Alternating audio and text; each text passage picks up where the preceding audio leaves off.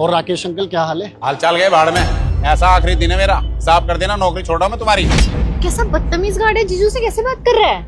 ओ hello, क्या तमीज है तुम्हारी? है अपने साहब से कोई ऐसे बात करता है? कहेगा साहब, 4 साल हो गए काम करते हुए, 500 रुपए तो बढ़ाए नहीं जाते, 12,000 में नौकरी कराए जा रहे। 4 साल हो गए मुझे यहाँ पे, मेरी तरक्की होने वाली नहीं है यहाँ पे, मुझे लग रहा। ऐसा मेरा हिसाब कर दियो। ओ हेलो, तुझे जॉब छोड़नी है ना तो छोड़ दे, हमें भी शौक नहीं है तुझ जैसे इंसान को यहाँ नौकरी पे रखने का। ठीक है, जॉब छोड़नी है तमीज में छोड़, बदतमीजी करने की जरूरत नहीं है, वरना ऐसा थप्पड़ पड़ेगा ना मुंह घूम जाएगा तेरा। मैडम आप तो चुप रहो, ऐसा ना मैं आपसे बात नहीं कर रहा हूँ, साहब से बात कर रहा हूँ। एक मिनट, आप लोग आपस में क्यों झगड़ रहे हो? सताक्षी, इशिका, मैं हूं ना बात करने के लिए, तुम दोनों हमारे बीच में क्यों बात कर रहे हो? देखो अंकल जी, आपको हमारे पास नौकरी करनी है या नहीं करनी है, it's all up to you. लेकिन मैं आपका बॉस हूँ, तो किसी भी बॉस से कोई भी एम्प्लॉय इस तरीके से बात नहीं कर सकता।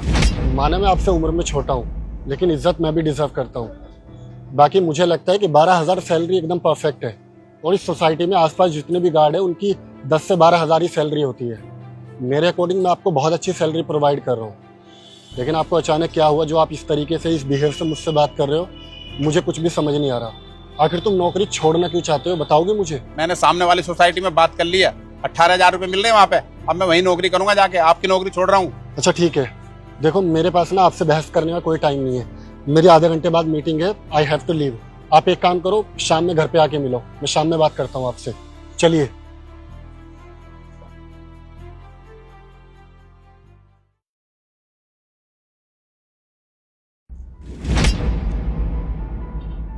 अरे राकेश जी, आप खड़े क्यों? बैठो ना।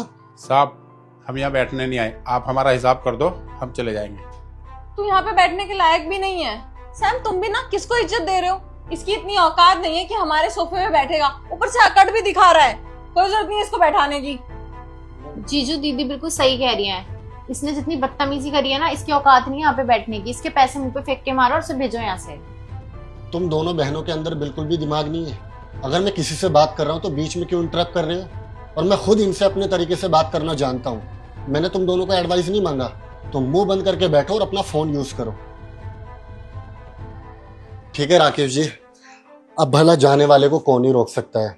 आपने फाइनली डिसाइड कर ही लिया कि आपको यहाँ से जॉब छोड़ के जाना ही है, तो ठीक है।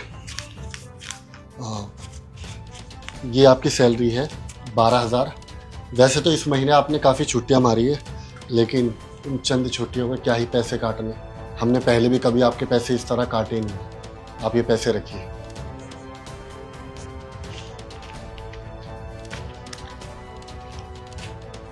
ठीक है साहब, हम जा रहे हैं। लेकिन राकेश जी, एटलीस्ट रीज़न तो बता कर जाओ कि ऐसी भी क्या परेशानी आ गई कि आप इस तरह मुंह फेर कर जा रहे हो। साहब आपको बताया तो था बाहर। और राकेश जी क्या हाल है? अब तो सैलरी वैलरी बहुत बढ़ गई होगी। अरे कहाँ साहब, वही 12,000 में कर रहा हूँ, 4 साल हो गए। 10,000 में लगा था, 500 हर साल के बढ़े, 12,000, आज तक 12,000 में ही काम कर रहा हूँ साहब। बस 12,000 रुपए?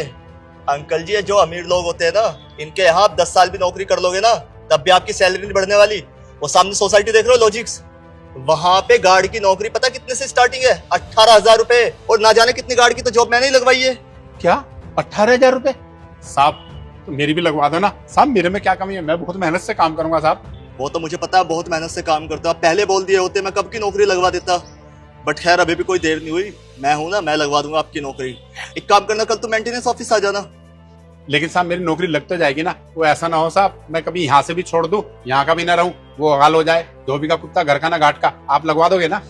अंकल जी मैंने बोल दिया तो आपकी नौकरी बिल्कुल पक्की है। और हाँ, ये रखो विजिटिंग कार्ड, मेंटेनेंस ऑफिस आ जाना सुबह 10 बजे। और एक बात याद रखना, तुम्हारा बॉस तुम्हें इतनी आसानी से नहीं छोड़ेगा। अगर यहाँ से नौकरी छोड़नी है ना तो उसके साथ बदतमीजी करनी पड़ेगी। बाकी आप खुद समझदार हो, चलता हूँ। ठीक है साहब। देखा सैम तुमने, इसलिए ये जॉब छोड़ के जाना चाहता है। इन जैसे गरीब लोग ना हमदर्दी के लायक ही नहीं होते हैं। तुमने इन्हें सर पे चढ़ा रखा है, 2-4 हजार रुपए फालतू क्या मिलने लग गए। ये जॉब छोड़ के जा रहा है, इसने ये तक नहीं सोचा कि यहाँ पे कितने टाइम से जॉब कर रहा है और हम इसे कितने अच्छे से रखते हैं, फैमिली मेंबर की तरह। अरे कम से कम हमारे बॉन्ड के बारे में, हमारे रिश्ते के बारे में तो सोच लिया होता। क्या बोला मैम आपने? बॉन्ड, रिश्ते? आप दोनों रिश्तों की बात ना ही करें तो ही अच्छा है। मैम साहब अगर हमने आपसे रिश्ता ना माना होता ना तो 4 साल से सेम सैलरी पे यहाँ नौकरी नहीं कर रहे होते। लेकिन आप लोग ना हमें अपना नहीं समझते। अब आप एक बात बताइए, पिछले 4 सालों में आप लोगों ने हमारी कितनी सैलरी बढ़ाई है? अरे होली दिवाली के नाम पे, सैलरी के नाम पे 500 रुपए बढ़ाए हैं। अब आप सोच के देखो, 12,000 रुपए में शहर में रह के क्या होता है? 10,000 तो खाने खर्चे में ही खर्च हो जाते हैं, बचते हैं 2,000 रुपए। तो 2,000 रुपए हम गाँव में भेजते हैं, हमारे बीवी बच्चे कैसे पलेंगे? आप ही सोचो जरा। अरे तुम लोग होटल में जाकर के 12,000 रुपए तो एक दिन में खर्च कर देते हो, लेकिन कभी आपने हमारे बारे में सोचा कि हम अपना परिवार कैसे पालेंगे? तो कैसे नौकरी करेंगे हम आपके पास में? मेम साहब, अब हम नौकरी वहां करेंगे जहां हमें ना ज्यादा पैसे मिलेंगे। आए बड़े रिश्तों की बात करने वाले। ठीक है मेम साहब, हम जा रहे हैं। अरे राकेश जी सुनो, चले जाना, लेकिन आपकी एक अमानत है हमारे ऊपर, वो अमानत लेकर जाओ। साहब बस अब आप हमें ना मत रोकिए, हमें जाने दीजिए। ठीक है, आपने फाइनली डिसीजन ले लिया यहाँ से जाने का। अब जाने वाले को कौन ही रोक सकता है, लेकिन एटलीस्ट आप अपनी ये अमानत तो लेकर जाओ। ये आपका चेक है, ये तकरीबन 3 लाख रुपए बन रहे हैं आपके। ये चेक साहब, ये चेक हमें क्यों दे रहे हो? हाँ हाँ, ये आपके ही है, एक बार पकड़िए, मैं सब समझाता हूँ। एक्चुअली वो क्या है ना कि जो भी हमारे यहाँ पे बुजुर्ग काम करते हैं, हम उनका सेक्रेटली एक अकाउंट खुलवा देते हैं। उस अकाउंट में हर महीने जो उनकी बकाया सैलरी होती है, जैसे कि आपकी सैलरी 12,000 रुपये महीना नहीं है, आपकी सैलरी यहाँ पे 18,000 रुपये महीना है, लेकिन हर महीने हम आपको 12,000 ही देते हैं, ताकि जब आप यहाँ से रिटायरमेंट लेके जाओ, वो जो बाकी का इकट्ठा अमाउंट है आपकी रिटायरमेंट में हम आपको दे सके। क्योंकि हमें बहुत अच्छे से पता है आप लोग जिस फैमिली से बिलोंग करते हो वहाँ पे खर्चे बहुत होते हैं। अब आपको 12,000 रुपये महीना दो या 18,000 रुपये महीना दो, सेविंग के नाम पे आप लोगों के पास कुछ भी नहीं होता। तो इसलिए हम सब लोगों ने प्लान किया था कि क्यों ना एक ऐसा काम किया जाए, जब भी हमारे यहाँ से कोई एम्प्लॉय रिटायरमेंट लेकर जाएगा तो उसको हम 2-4 लाख रुपए रिटायरमेंट के तौर पे उसकी ही सेविंग दे सके।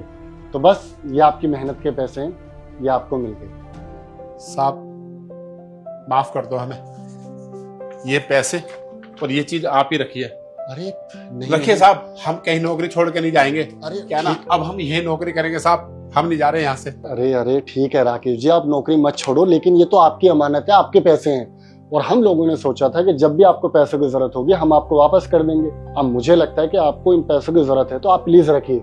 नहीं साहब, ऐसा है हम अपनी सैलरी रख लेते हैं, ये तो आप हमारे अकाउंट में ही डाल देना। साहब हमसे गलती होगी, हम ना कभी भी ना नौकरी छोड़ के नहीं जाएंगे। मेम साहब हमें आप भी माफ कर दो, हमने आपको ना उल्टा सीधा बोला, उसके लिए ना हम बहकावे में आ गए थे। साहब माफ कर दो साहब। तुम्हें सॉरी बोलने की जरूरत नहीं है, गलती थोड़ी बहुत हमारी भी है। मैंने भी तुम पे बहुत ज्यादा गुस्सा कर दिया, मुझे भी माफ करना। अच्छा ठीक है, ये चेक मैं वापस रख लेता हूँ। आगे भी आपके पैसे जितने हमारे पास सेविंग होती रहेगी, जब भी आपका रिटायरमेंट होगा 1 साल बाद, 2 साल बाद या 4 साल बाद, जब भी आप यहाँ से जाओगे, हम सारे पैसे आपको रिटायरमेंट पे दे देंगे। अगर आपकी जगह कोई और भी होता ना तो उसका गुस्सा भी इस तरीके से हमारे ऊपर उतर चुका होता। बट कोई नहीं, आप हमारे बाप समान हो और इतनी मेहनत से आपने यहाँ पे काम किया है, तो इतना तो बनता है। ठीक है साहब, हम चलते हैं साहब, नमस्ते।